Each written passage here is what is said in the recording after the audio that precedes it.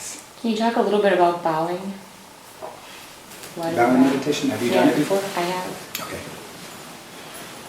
So as you know, if you've come here before, we have a lot of different styles of meditation practice.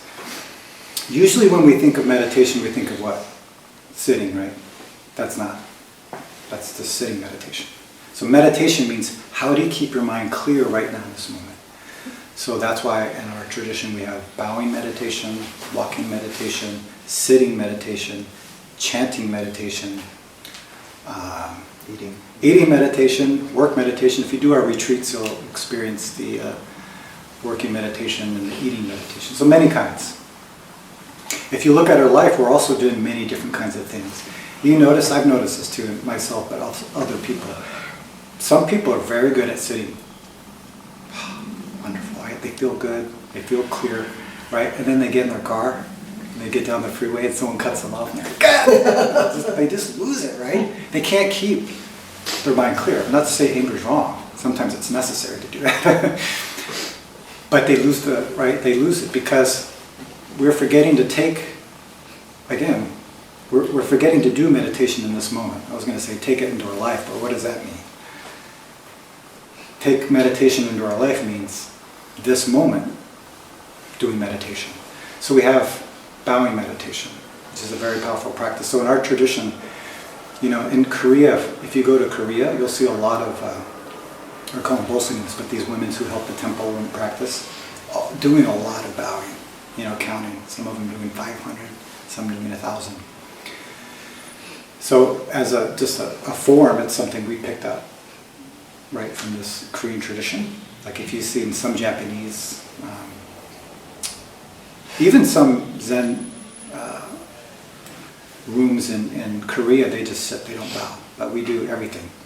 But this bowing practice is very powerful, I think, because sometimes it's very difficult to sit, right? Especially we're talking about strong emotions and strong thoughts. So when I first started practicing, they were too strong. Like I could sit for a little bit, but I would go crazy.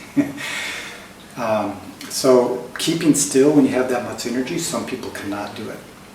So the bowing is very helpful because it's the physical motion, right? It's the attention, it's all the energy really being focused and coming down, right? We call this area here your hara, or your center. Whereas in sitting meditation, you can do anything you want, right? You can go to Hawaii, you can visit friends, you can go back to 1979, if you were born before then. There's many things you can do, but bowing really, especially too, we have to count the bows, right? I don't know, did we do the last bow here? I know. Yeah, we do. I guess it depends on what center you go to. Really? Okay. I was going to say, a lot of our centers, you have to count your own bowing. And that's a really helpful tool because it really helps you pay attention. Otherwise you would say, someone's going to count for me anyway, so might as well visit my friends or do whatever I want. And then last bow, okay, there you bow. So yeah, if you're counting your bows, it's a very powerful practice as well. So all of your energy, like I said earlier, is being focused and anchored into this moment. So bowing is very helpful for that. So if you have a lot of energy here and a lot of energy here, the bowing is very powerful to help you keep it centered.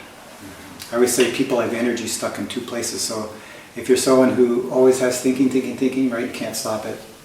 Thinking during the day, before bed, thinking, you wake up thinking, right? And then if you have a lot of energy stuck here, it's someone who's, if you're just maybe anxiety or very emotional. If you're very fortunate, you have it stuck in both places, right? Lots of thinking and a lot of strong emotions. So bowing naturally, without even trying, right? Just if you're doing this simple bowing practice, brings this energy down. It's very powerful. You could do that during any of it too, sitting, also chanting. The bowing has, I think, a stronger effect.